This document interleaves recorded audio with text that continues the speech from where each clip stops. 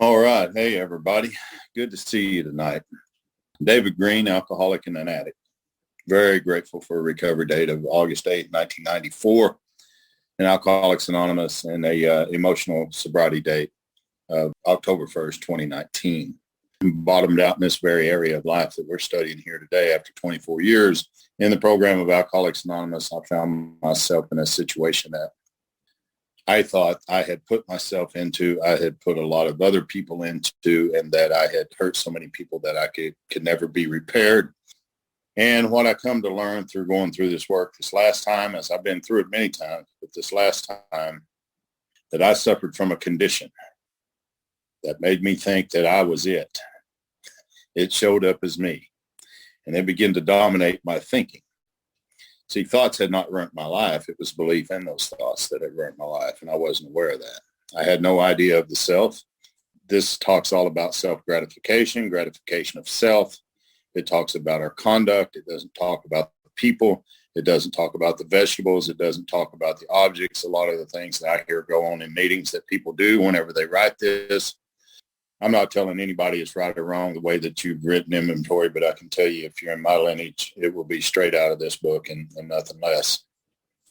We left off on page 69, right in the middle of the page, where it says we all have sex problems. We'd hardly be human if we didn't. That was a great sentence for me to see, because there were so many people that looked down on me and judged me in Alcoholics Anonymous because of my behavior and the things that I did. I was exposed in 2019 for many years of acting out and conduct in this type of behavior. And I had kept a lot of secrets and a lot of lies, and I'd hurt a lot of people through the years. And I mean, the stories just go on and on and on. Many people here tonight that's on this meeting can relate to that for sure. The book asks that we review our conduct over the years past. It doesn't tell me to make a list of names of the people that I've hurt, the fantasies that I've had, the objects that I've used and played with, any of that stuff. It just asked me to review my conduct. Now, over the years, whenever I would write inventory, I'd write it in many different ways. The first time I wrote it, I can remember that there were boxes set up that said selfish, dishonest, inconsiderate, whom have we hurt, just like you're looking at in the middle of page 69 there. And all I needed to do was check off one of those boxes. And if I had been selfish, check off that box and this box. There's no depth in that. The ego will rebuild itself very quickly. Just because I see that I'm selfish does not show me where I have been selfish. And that's what this book is asking us to take a look at. As the years went on, I would write it many different ways, the ways that I was told for a long time. And I think I did a book study even a few years ago where I talked about this being a 10 or 11 column inventory, where it said, where have we been selfish? That was a column. Dishonest, that was a column. Inconsiderate, that was a column. Who have we hurt?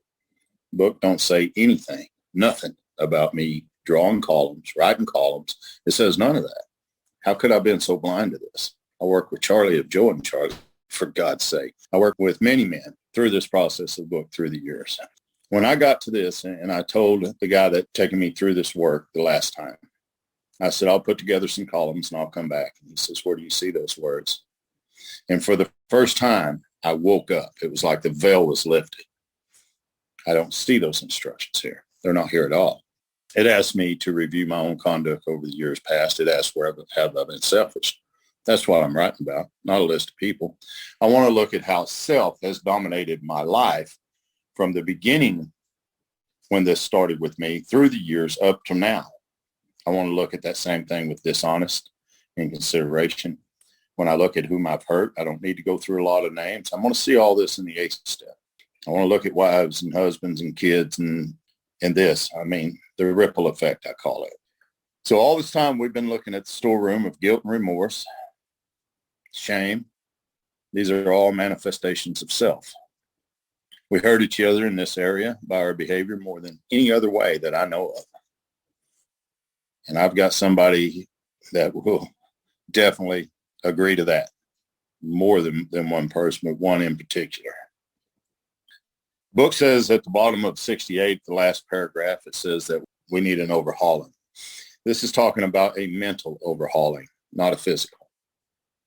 I'm acting out, I'm drinking, I'm drugging, I'm overeating, undereating, whatever it may be, because it mimics a spiritual experience. If you remember back on, if you will hold your place and flip your book back over to page 44 for just a second, if you look in the middle of the page to the last full sentence of that paragraph, it says to be doomed to an alcoholic death or to live on a spiritual basis, which alcoholic death is step one, spiritual basis is step two. It says these are all not always easy alternatives to face. Why?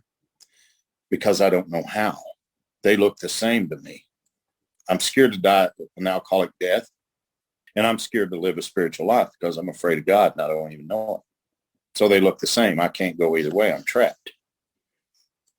And so when I fall into this behavior and it feels good and it's exciting and it's wonderful and it's, even though it's not quite right, I'm enjoying it. And then all of a sudden it turns into an addiction and I can't stop it. That's mimicking a spiritual experience.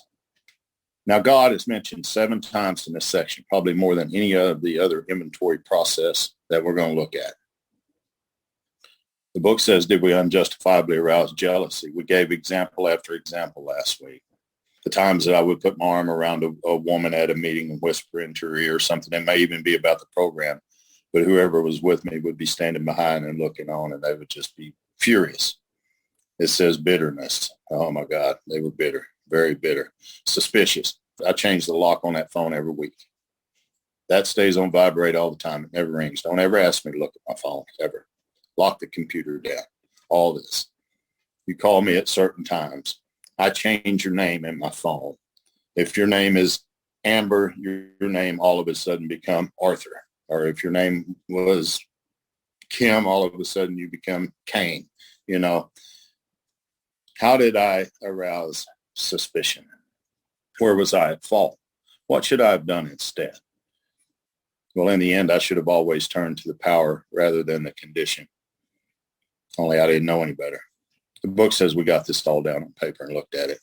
This is what we're looking at, is our conduct. So it says in this way, we tried to shape a sane and sound idea for our future sex life. So after all of this is written, which usually doesn't take very long, if we're pretty serious about it, and we come to this prayerfully, I'm going to look at where I've been selfish. I'm going to write about that till I run out of gas. I'm going to look at dishonesty. I'm going to look at the lies I've told, the people I've manipulated, the women I've hurt, the women that I've cheated on. I want to look at all of my conduct. I'm going to do the same thing with the rest of the questions as they're laid out here. Once I get this all down on paper and I take a look at it, I'm done with conduct inventory. As long as I've been thorough and I've come at it from a place of prayer, because if I haven't, the condition is going to grab that and it's going to run with it. You see, we suffer from the manifestations of self. When people share about the manifestations of self, they usually claim it to be theirs, myself, yourself, ourself. It's not none of that. It's self, period. We're not the self. The reason that I can't ever get past my conduct, it's not my conduct, it's conduct. It's not my fears, it's fears. It's not my resentments, it's resentments, period. These are the manifestations of self. If you hold your place there and flip back to 64 for just a second, second to the last paragraph says, we did exactly the same thing with our lives. We took stock honestly. First, we searched out the flaws in our makeup, which had caused our failure. Obviously, that's where our failure is in our makeup. Self, my sponsor says, you know, that being the singular, manifested in various ways is what had defeated us, being the plural. When we considered it's talking about self's common manifestations. It's self's conduct. Self has convinced me that it's mine. It's not mine. A guy once told me, you know, why you can't get your ducks in a row, David? He said, they're not your ducks. And it took me a long time to understand what he was talking about. Today I know. So if we want to get rid of resentment, fear, and bad conduct, then we must get rid of where it comes from. I can stop drinking. I can stop drugging.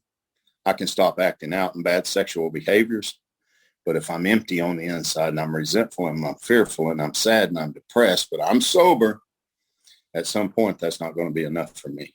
I'm going to need something to fulfill that within. And it's usually one of those behaviors or one opposite of it that I turn back to. We have to get rid of where it comes from. It doesn't come from the outside circumstances. It comes from the inside. It comes from self. Beliefs, concepts, ideas and prejudice, beliefs, all that stuff. Well, after all that's written, it asks us to take a look and shape a sane and sound idea for a future sex life. There is no way that we can do this without prayer and the guidance of another person. So I was asked to do that. And I'm going to ask my friend Ashley if she would put my conduct that I came up with prayerfully. And let me tell you, this was not David G. before this experience, I promise you. My idea from a place of prayer looked like this, and I promise you this was not David G. I will honor God and all women. I will not lie, cheat, or take advantage of others. I will trust instincts and intuition. I will not use lies and deceit to manage and control others or myself. I will develop my life for the greater good. I will place character above money and concern for others, personal gratification. I will not boast, but I will practice humility. I will honor and respect women first and foremost, always. I will turn away from the sexism and all its guises, and I'll be a loyal friend and a partner. I will help others with the mistakes that I have made and live with courtesy and honor, giving all the honor to my God. Thank you, Ashley. I promise you that was not me.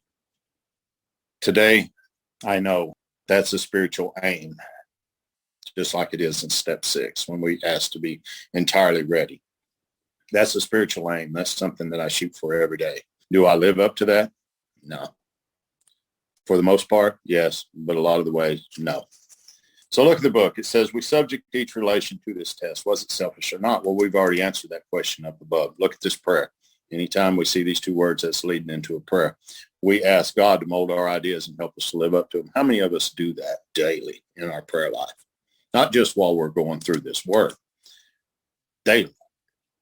We remembered always that our sex powers were God-given and therefore good. Neither to be used lightly or selfishly, neither to be despised or loathed. In other words, hated or beating myself up all the time over that. So this is the sex ideal at the end of the inventory that we all write, and we take a look at this.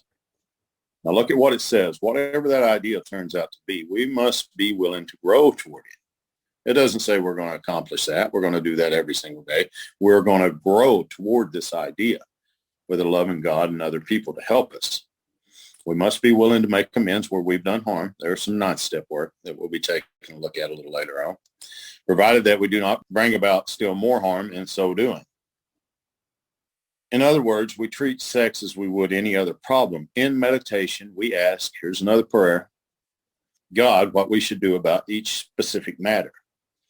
Now, in meditation time, and we're not talking about every time that I meditate. I mean, I'm not doing this. But I want to get in the habit of doing this pretty regular, because if I don't, my mind wants to meditate on a whole lot of other things. Being a recovered sex addict, I promise you my mind can go to fantasy very quick, very quick. So if I'm not meditating on one thing, I'll be meditating on another for sure. So in meditation, we're going to ask God what we should do about each specific matter. The right answer will come if we want it. And there's the key to it, if we want it. Do we want this? Because if we don't, it's just like anything else. It's just like the drinking. I come in, I want to get sober, but I really don't want to do the work and have a transformation that changes my life. So I don't not only drink, I don't ever want to drink again. Same way with sex. God alone can judge our sex situation.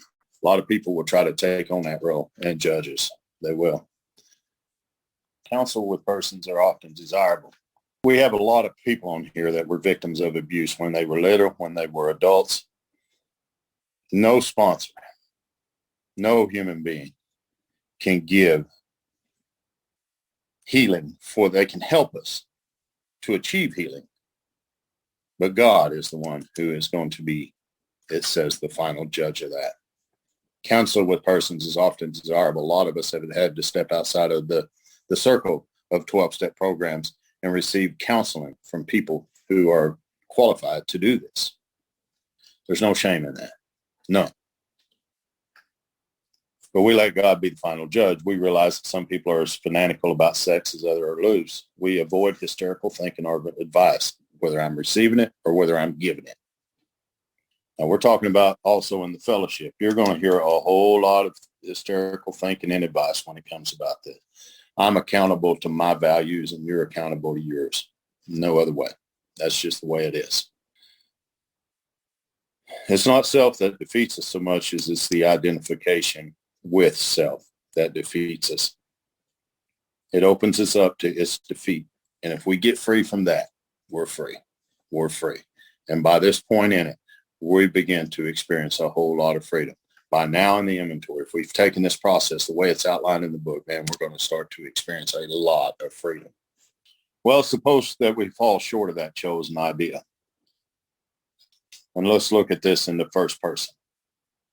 Suppose, look at your book. Suppose David G. falls short of the chosen ideas and stumble. Does this mean he's going to get drunk, act out sexually, fall out again? Some people tell us so, but this is only half the truth. It's going to depend on us and our motives. If we are sorry for what we've done, and I promise you I was, most of us on here most definitely was. And we have the honest desire to let God take us to better things. We believe that we will be forgiven. We will have learned our lesson. Now, if we're not sorry and our conduct continues to harm others, key words right there, harm others, then we're quite sure to drink. You see, I've not fallen into conduct. You know, I've fallen short of the chosen idea several times. I've just not physically fallen back into that trap ever again. And by admitting my wrong promptly, sharing it with somebody else and doing what it's asking us to do, it puts us back on the track. I was listening to my sponsor in a talk earlier, and he said, God writes straight lines with the crooked pen, or however he put that. And that's absolutely the truth. It's not so much the straight line as falling off and coming back, falling off and coming back. That's the path. But if my conduct continues to harm others, then I'm quite sure to drink or act out, whatever it may be. Now, if I've sat around and thought about that and haven't taken any action on it, then, you know, my mind can tell me, oh, you're guilty, you're shameful. I mean, here's what I learned through this inventory. There's guilt and there's shame. Guilt tells me I've done something wrong. Shame tells me I'm a sorry individual for doing wrong. When I get those two running together, I got no defense against it without a power greater than myself. I'm pulled out of the sunlight. I always want to have a little bit of guilt, always, because that will keep me from going back to doing what I always done. But I most definitely want to get rid of the shame because it was not me that done it. It was self. I was the actor. I'm accountable. I was there. I took the action, but without knowing it, had I not been brought to where I stood by a certain kind of faith, is what it says at the bottom of 53. And that's exactly what it's talking about. I had no idea. Well, to sum up about sex, our book says in the middle of the page, we earnestly pray. There's another prayer. For the right idea, for guidance in each questionable situation, for sanity and strength to do the right thing. How many of us pray for that every day? I don't. I can promise you I have and will. If sex is very troublesome, here's our direction. We throw ourselves harder into helping others. It's hard to do that when that beast is on you, or it is for me. I promise you. When that thing's on me, God better come through quick, because that thing will overpower me and it will take me out. It's done too many times. But today I have a defense against it. Today there is something greater than myself that restored me to sanity. Sex is no longer the power that rules my life. The power greater than myself that I'm connected to today in the sunlight of the Spirit is what directs that. Very, very serious and very valuable direction here. Throw ourselves harder into helping others. We think of their needs and we work for them. This takes us out of self. And it quiets the imperious urge when to yield would mean heartache, whether that's my heartache or yours, either one. Now, if we've been thorough about our personal inventory, we've written down a lot. I promise you, we've written down a lot. I got guys on here right now that can attest to this. They show up with 2 or 3 notebooks. They're like, my God, a lot of writing to do, a lot of looking to do. And this is the mechanics of it. Don't get me wrong. This is the menu. The meal is the payoff. No longer have I not drinking whiskey anymore. I don't even want to drink whiskey. I don't even think about drinking whiskey. Today I'm not drugging. That's not the only miracle for me.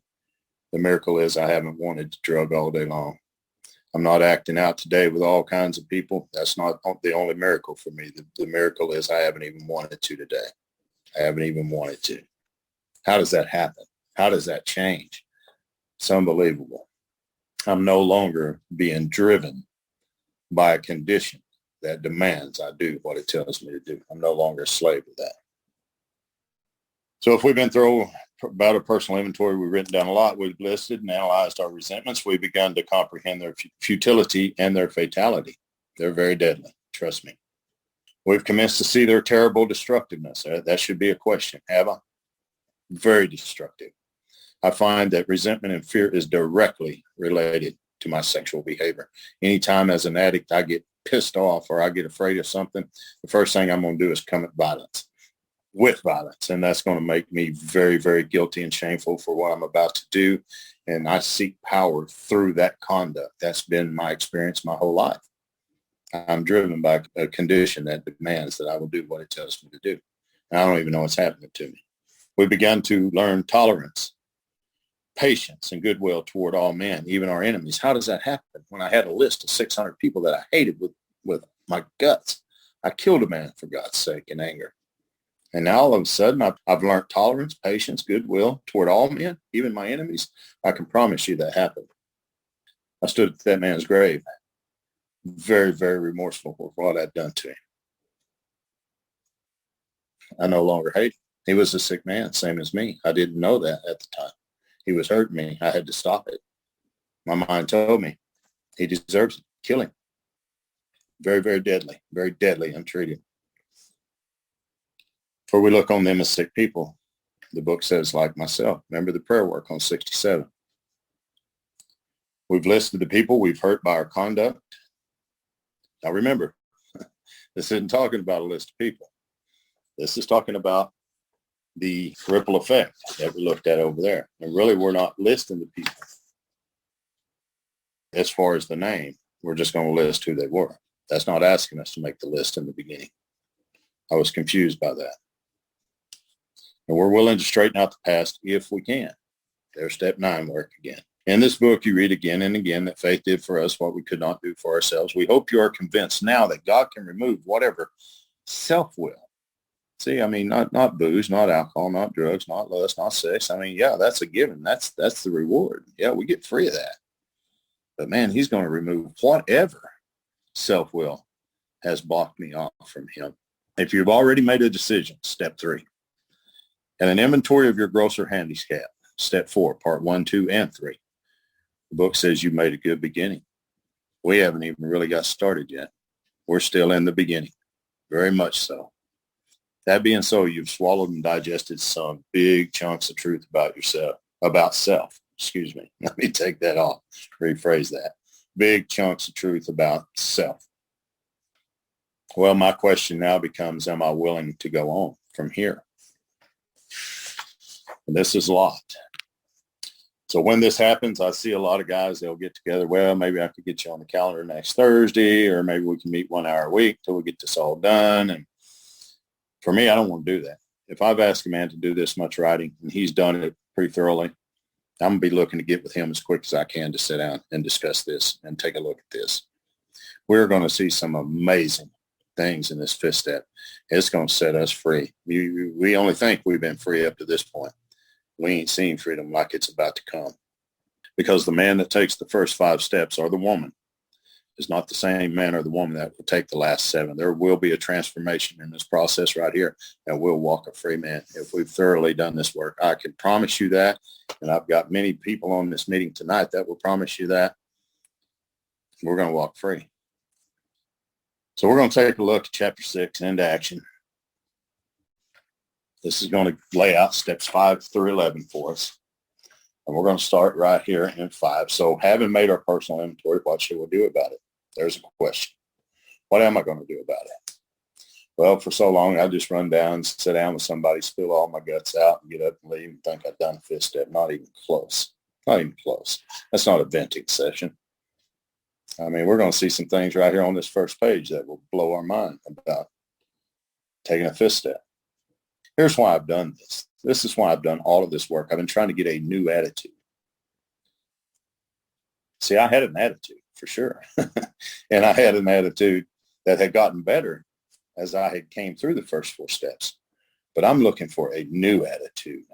I already had a relationship somewhat with the Creator through those first 3 steps. I took a 3rd step that was absolutely life-changing. But the book says that I'm to have a new relationship with my Creator. And here's the deal: to discover the obstacles that are in our path. Remember our mistakes and what most people would call the 4th column of resentments and looking at our conduct and all these questions. These are the obstacles that are in our path itself. This condition is thrown at us. We have admitted certain defects. That's what most people would call the 4th column. We've ascertained in a rough way what the trouble is. We know now that it's self. It's not booze. It's not drugs. It's not lust. It's not any of that. It is self. We have ascertained in a rough way what that trouble is. We put our finger on the weak items, which is the defects of character, the soldiers of self, I call it, in our personal inventory. For me, the greatest promise in this book has to be the sentence right here. It has to be. These are about to be cast out. Cast out of where? Out of my consciousness. It's no longer going to be there. What a beautiful promise. I'll take that any day. Now, if you remember way back there, I think it was on page 27. If you hold your place right there, and let's run back over there and let's look at a conversation that Roland Hazard had with Dr. Carl Jung. When he said this, here and there, once in a while, alcoholics have had what are called vital spiritual experiences. To me, these occurrences are phenomena. But look at what he says. They appear to be in the nature of a huge emotional displacement rearrangement. Here it is. Ideas, emotions, and attitudes which were once the guiding force of the lives of these men are suddenly, and there's that word, cast to one side, and a completely new set of conceptions and motives begin to dominate them.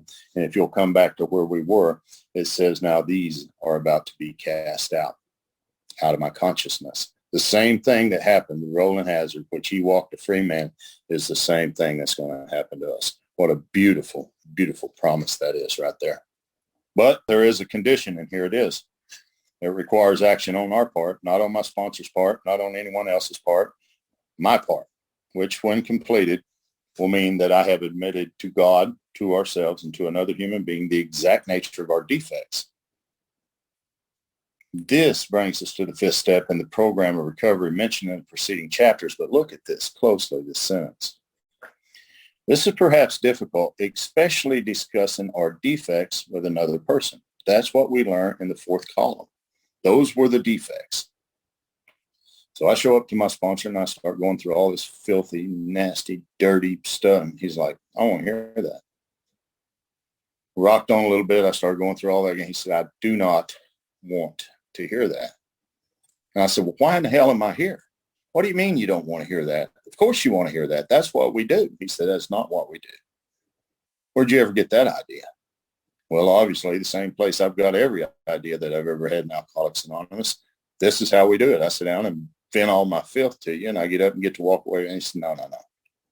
That sentence right there. This is perhaps difficult, especially discussing our defects with another person. You're going to discuss your defects. I don't give a damn about any of the rest of it. If that's not good, you can get up and leave right now. Wow. Why'd I ever write all that to even begin with? Because you're the one that needed to see it, not me. Once we get to here, we look at our mistake. The inventory is ours, not the other man. Where were we to blame? We don't even need to look at that anymore. We're going to look at this. And this is exactly what we looked at, the defects. Now, when we get into that part and you begin to read that and what we call the turnarounds, we're going to break it down in sentence form. And I'm going to ask the question each time behind that. Is that true? Was that true?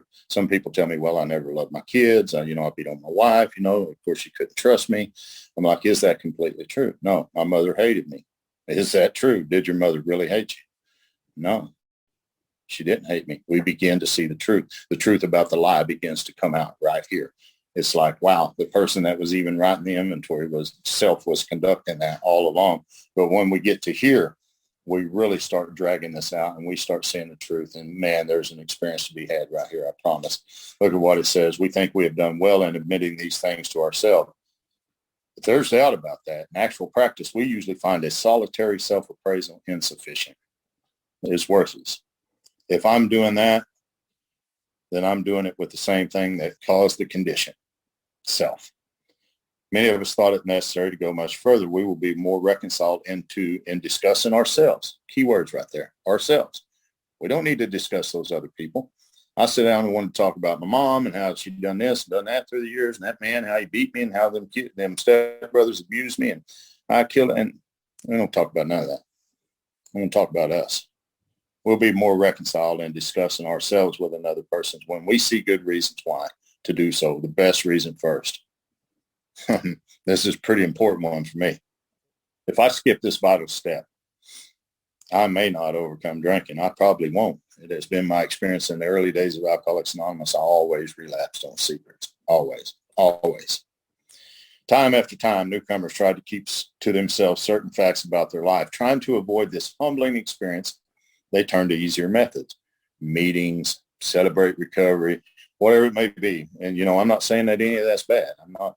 There again, we don't worship the menu. We better be worshiping the meal. Not that the menu's bad, but it has no nutritional value at all. I need to pour this stuff out. I need to get this poison out of me. I'm dying from it, and I can't get free. Here's a promise. Almost invariably, they got drunk. Having persevered with the rest of the program, in other words, the first 4 steps, they wondered why they fell. Of course they wondered why. We think the reason is that they never completed their house cleaning. They took inventory all right, but they hung on to some of the worst items in stock. Of course I did. I don't want to let all that stuff out. I don't want to talk about that. The only thought, there's a danger. I put danger above that word in my book. Anytime I've thought that I've lost my egoism and fear, I probably haven't. If I've lost egoism and fear, I don't have to think about that. I know that beyond a shadow of a doubt. They only thought, there's a dangerous word again. They had humbled themselves. I don't have to think about being humbled. When I'm humbled, I know. But they had not learned enough of humility, fearlessness, and honesty in the sense that we find it necessary until they told someone else all their life story. And we're not talking about sitting down at a treatment center, writing our entire life story out and coming back and reading that off to someone. That's not what the book's talking about at all. It's talking about the inventory process, our life, in the way that it's outlined in the big book, Alcoholics Anonymous. More than most people, the alcoholic lives a double life. He is very much the actor. And for me, that was even sober. That was even sober from drugs and alcohol. I was caught up in lust and sex addiction. I couldn't get out. I lived a different life. I lived 2 lives. The one that you've seen and the one that I lived. And many, many, many people were being hurt as a result of that. My God, I was speaking at conferences. I was speaking at churches, for God's sakes. And the list just goes on and on and on and on. So we're very much the actor. Remember the directions from page 60 to 63 when we looked at the actor.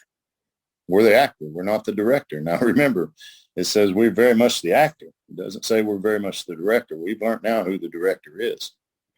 To the outer world, he presents his stage character. I do this because of what's conducting that for me. This is the one he likes his fellows to see. He wants to enjoy his certain reputation, but he knows in his heart he doesn't deserve it. And I knew it. For so long, I knew that. You talk about being consumed with guilt and shame and remorse. The inconsistency is made worse by the things he does on his spree. Look at this, coming to his senses. That's a question for me. Did I come to my senses, and am I still coming to my senses? Well, he is revolted by self, it should say here. At a certain episode, he vaguely remembers self is going to throw a lot of guilt, shame, and remorse at me right here. And if I do catch a glimpse of that memory, it's a nightmare. He trembles to think someone might have observed him. Look at how the fear starts rolling in right there. It starts dominating us. As fast as he can, he pushes these memories far inside of self. Self pushes these memories far inside. And he hopes that they will never see the light of day. He's under constant fear and tension. Those are all soldiers of the self. That is all the condition. Well, obviously that makes for more drinking, acting out, whatever the case may be. So psychologists are inclined to agree with us. We've spent thousands of dollars for examinations. We know of but a few instances where we give these doctors a fair break. We've seldom told them the whole truth. Do I even know what the whole truth is? If I'm sitting there with a therapist and I'm paying all of this money to tell them the entire truth about me, now I can admit all my faults and I can throw all that stuff out there that I've done, but do I know the truth? Not at all. How can I tell the truth? Hell, I don't know what it is. Because the truth overcomes all of that to begin with. Obviously, if I'm acting out that way, I'm not in the truthful place. Nor have we followed their advice. That's for sure. I'm willing to be honest with these sympathetic men. We were honest with no one else. How could we be? We couldn't be honest with ourselves. We didn't know anything about honesty. We know a whole lot about dishonesty. We wrote about that over there in the sex conduct. Small wonder why many in the medical profession have a low opinion of alcoholics and addicts and their chance of recovery. And that's the same example we've seen with Roland. Here's a direction. We must. I used to hear in AA meetings, there are no musts in the program. Bullshit. There's one right there, and there's many of them laid out in this book, but it starts right here. We must be entirely honest with someone if we expect to live long or happily in this world. That's a promise. Rightly and naturally, we think, well, before we choose the person or persons with whom we take this infinite confidential step. This last time that I took the fifth step, I didn't only do that with one person. I did that with a couple of people, actually. And that was the first time that sentence had really came true for me. Persons. Those of us belonging to a religious denomination, and that's not me, which requires confession, must, and of course will want to go to the properly appointed authority whose duty it is to receive it. I've sponsored a lot of men who are of the Catholic faith, and I encourage them to do that. If that's what their belief is, and that's what, then I encourage them to do that. I do. Most of them do it, but they still want to go through the fifth step in the way that we do, and it's very, very powerful the way that we look at this. We'll often find such a person quick to see and understand our problem. Of course, we sometimes encounter people who do not understand alcoholics like myself and like a whole lot of the people I know even inside of the fellowship. Now, we can understand the outer parts of the condition, but we don't understand anything about the inner parts of it. So we think we just need to come in here and quit drinking and acting out and everything else will be all right. Anybody other than me ever quit doing that and then the problem really show up? Mad, angry, upset, depressed, sad? Well, we're going to get to qualify the man that is going to do this fifth step with us, and it's going to give us some directions on how to do this. Now, there's quite a few of them here, and we may not get through all of them tonight, which is okay. But let's see how I'm going to qualify such a man. Obviously, my mind tells me, well, you're going to pick the man who's been taking you through this inventory. I've done that. And of course, that's okay. There's nothing wrong with that. But I want this man. We often find such a person quick to see, and here it is, understand our problem. That's the first qualification that I want right there. Of course, we sometimes encounter people who do not understand alcoholics. And like I said, myself, not now, but then. Now, if we cannot or would not rather do this, then we search out our acquaintance for, and here's another qualification of this man. He should be a closed-mouth, understanding friend. I don't need a judge. I don't need somebody who sits back and listens to all my stuff and then tells me, well, just turn that over to God. You should be okay. That don't heal a lifetime of bad habits. I don't need someone that interrupts me every 2 or 3 minutes while I'm taking a fifth step. I need someone that's going to close their mouth, listen to me in an understanding way. Perhaps the doctor or psychologist will be that person. And maybe one of our own family. I guarantee that wasn't the case for me. But we can't disclose anything to our wives or parents which will hurt or make them unhappy. That's a ninth step direction right there. We have no right to save our own skin at another person's expense. I had somebody come to me once and they were sponsoring a person who was fooling around on their wife. And they were giving this person advice to go tell their wife what they had done. Now, I'm not saying that's right or wrong. That's not for me to say. God alone can judge our sex situation. But I can tell you this, that's going to bring a hell of a lot of unnecessary hurt. There's a place in our program that we can make amends for that if God so leads us to do so. But by God, this isn't the place right here at all. I think we need to get right within our own self before we walk out and start trying to do that with somebody else, because that's going to bring a whole lot of hurt. Let's look at another qualification of this man. Such parts of our story we tell to someone who will understand yet be unaffected. I'm not going to go tell that to my brother. I'm not even going to go tell that to one of my best friends in the program. I'm not going to do that because he's going to be affected by that. Now, he may judge me, and he may not. He may still love me or whatever, but he's going to be affected by that some way or another. I'm going to choose somebody who wouldn't. So here's the 5th step rule. They say there are no rules in AA. BS. Here's one. The rule is we must be hard on ourselves, but always considerate of others. I don't even need to be looking at others. I need to be looking at me. Self has already been hard enough on me. This isn't a battering ramp for me. It's not for me to go get beat up needlessly. I want to discover the truth so that I can get to the other side of that with healing, love, and understanding. Notwithstanding the great necessity for discussing ourselves with someone, it may be one. Here's another qualification. It may be one who is so situated that there's no suitable person available. If that is so, the step may be postponed only, however, if we hold ourselves in complete readiness to go through with it the first opportunity. We say this because we're very anxious to, and this is one of the qualifications, that he be the right person. Here's another one. It's important that he be able to keep a confidence. I need the qualification of that man more than anything else, more than him hearing what I have to say, anything. I need to know in my heart that man can keep a confidence, that he can keep his mouth shut. And thank God that God has put those kind of men in my life, because there's parts of my story, I promise you, that if I told anybody outside of that one man, I'd spend the rest of my life in a federal penitentiary. There's no doubt. I know it for a fact. So that's not going to be told to anyone except for who it was told to. Here's another qualification, that he fully understand and approve what we're driving at. Here's another qualification, that he will not try to change my plan. We must not use this as a mere excuse to postpone. And that's from telling my part of this. Well, here it is. Whenever I've looked at all these qualifications and I've decided who's going to hear my story, I'm going to waste no time. I have a written inventory step 4, and I'm prepared for a long time. We're talking about a long talk. Some people say, well, let's get on through this pretty quick so we can get on. No, there's a long talk. Well, one more qualification here. We explain to our partner what we're about to do and why we have to do it. He probably already knows. He should realize that we're engaged upon a life and death errand. That's a promise in this book.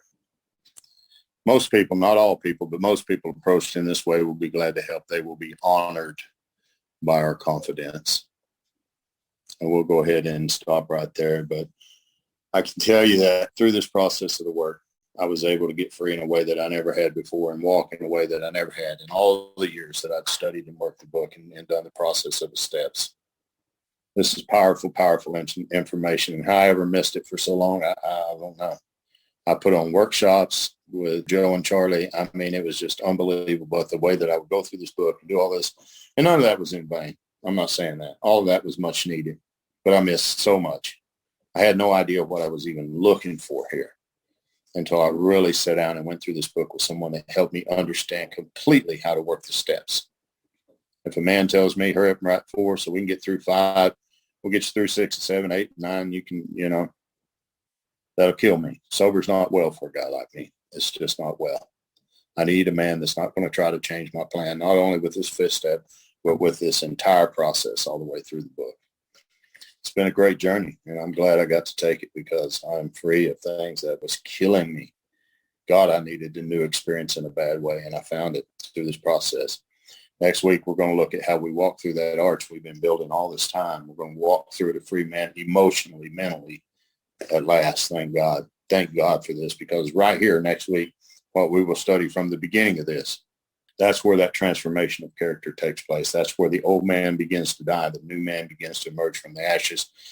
People tell me all the time, David, I learned who I was as a result of step 4. That's not my experience. That is not who I was. That is who I became based on a narrative that was given to me by self. Who I am is I'm a child of the Most High, and I've walked with hand in hand with the Spirit of the universe ever since. So it's good stuff. Good stuff. Hope to see you all again. Thanks for coming. Glad to be here.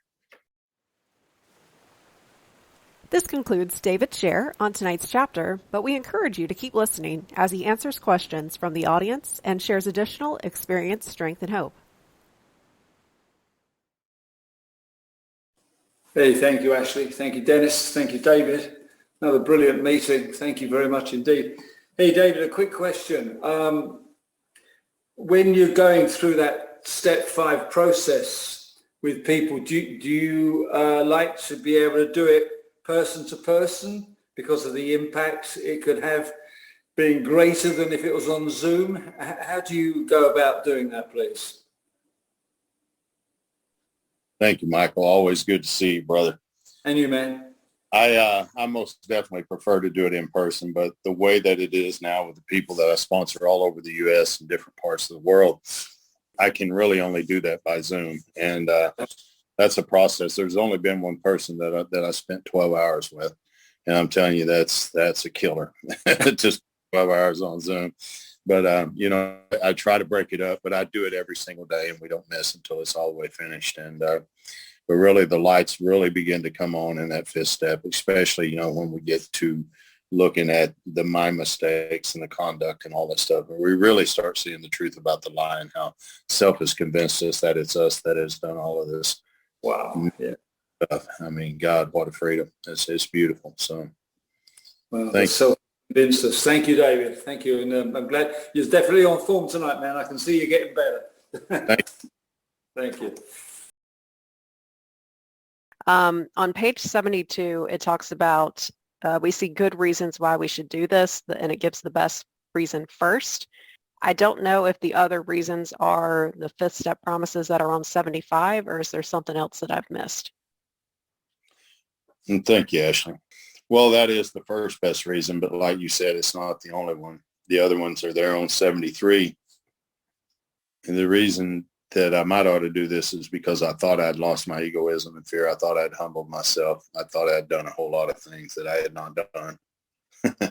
So, yeah, there are several reasons here, but that being the first for sure. If I skip the vital step, or if I don't give all of myself to this too, if I skip a lot of things that I don't want to talk about, I'm afraid to bring out into the light, then I'm probably not going to overcome whatever it is that's killing me outwardly, but most definitely inwardly, with self. So yeah, there are several of those. And I'm glad you asked that question because there's a bunch of them and we could probably go through there and pick out several.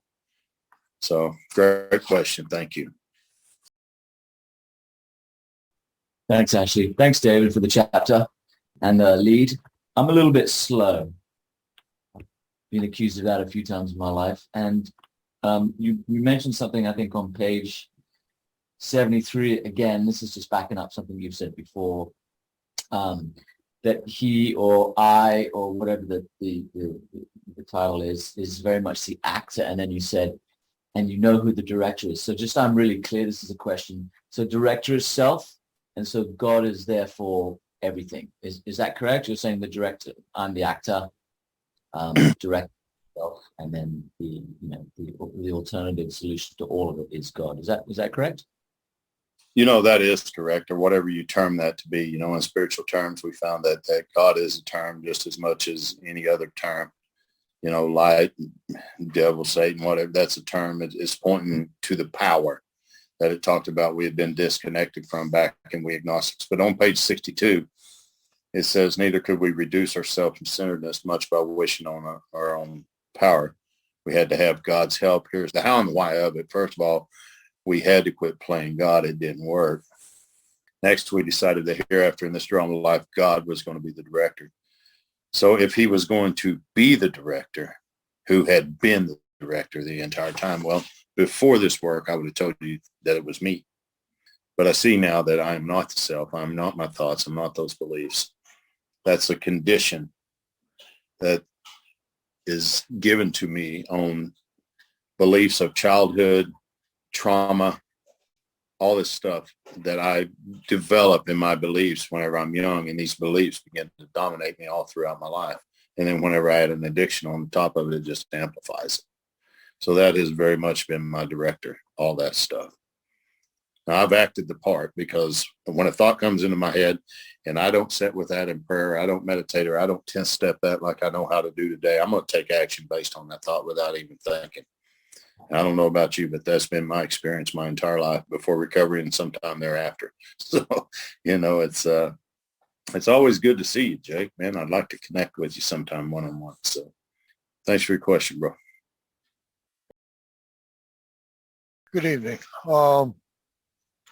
I heard something, I think it's something I heard in between the lines as you were talking, David, about us not even knowing that we are lying. And thought popped into my head. That's an acronym called denial that I've heard in the group many times. Don't even know I am lying. If that is happening with us, how do we overcome it? Well, I think the biggest thing for me, and it's good to hear you, Ralph, always. I think the biggest thing for me is I have to realize that it's not me that's doing the lying. It's me that's following the directions of the liar. Absolutely. But it's not me that's doing the lying. And for me today, that's one of the things that asked me to watch for in step 10 is dishonesty in all kinds of ways. I'm not listening for that voice to tell me when I'm wrong. I'm kind of watching. There's a difference between looking and seeing. I've learned that in here. But really, the 5 things that's outlined on page 84 in our book really turn us from those thoughts and put us back, on the straight line. Does it mean that I'm always completely honest? Absolutely not. Don't ever expect to be. But I do know that it's a whole lot better than it was. And today, the lie for me is not, me lying to other people so much and all that. Once I seen what the lie truly was, I seen the truth about the lie, which was self. Then I found no reason to tell stories and get into all that crap anymore. It healed itself. So thanks for your question, bud. Hello. Thank you for your lead, David. Very powerful share. I love this book. Yeah, I got a new look at step 5. I've been through the steps several times, doing the way that you spoke of, the check box, check, check, check, check, check, check, check, check, check, check, check, check, check, till I'm all checked out. And but I was still, full of fear, full of anxiety, full of worry, full of finding myself getting angry and having problems in relationships and personal problems. And that's when I heard your share tonight. It was like an epiphany. It is so important for me. Why it is so important for me to do those step 10, 11, and 12s daily, immediately, promptly, not wait till the end of the night. If I have even one fearful thought, anxious thought, thought of hatred, anger, bitterness, I'm to reach out to someone immediately because I got to get to the bottom of what is it that's driving me? What's driving Scott? And any thoughts on how do you work your step 10, 11, and 12 with your sponsees when they have these thoughts arise throughout the day? Thank you, Scott. There is a WhatsApp group that me and my men have. There's about 20 to 30 of us on there. If they're not very active on it, we kind of remove them pretty quick. But one of the things that we do, which says we discuss it with someone immediately, we can't obviously pick up the phone every time we have a thought in this way. But what we do is we look at those 5 areas that you mentioned there, watch, ask, discuss, make amends quickly if we've harmed anyone, and, turn our thoughts to someone we can help. And there's a process that we go through in step 10 that I show the guys from day one whenever I begin to sponsor them. And once I see that they're going to do that, I connect them to that WhatsApp group, and we stay accountable to our thoughts all day long. That way they don't become actions. We're catching it beforehand. If it gets too overwhelming, absolutely, we pick up the phone and call. But just a quick thought that comes and goes, we keep an eye on that all the time. In step 11, we do a nightly review as it's outlined on page 86. When we get to that part of the book in this big book study, I'll really be breaking that down with templates and stuff like that. That's done by email every night. That comes to me. After a guy gets through the 9th step, it's kind of up to him if he wants to continue doing that. But in the beginning, it's mandatory to keep doing that. And then in the morning on awakening, we take a look at it the way the book says. And there's other things that we add to that, but we don't really ever take anything away from the big book. And step 12 really begins to show up and take care of itself. But we start practicing the principles of all of our affairs from the beginning of this work. We don't wait till we get all the way to step 12. I mean, we start looking at what we can do to make our home life better, our group.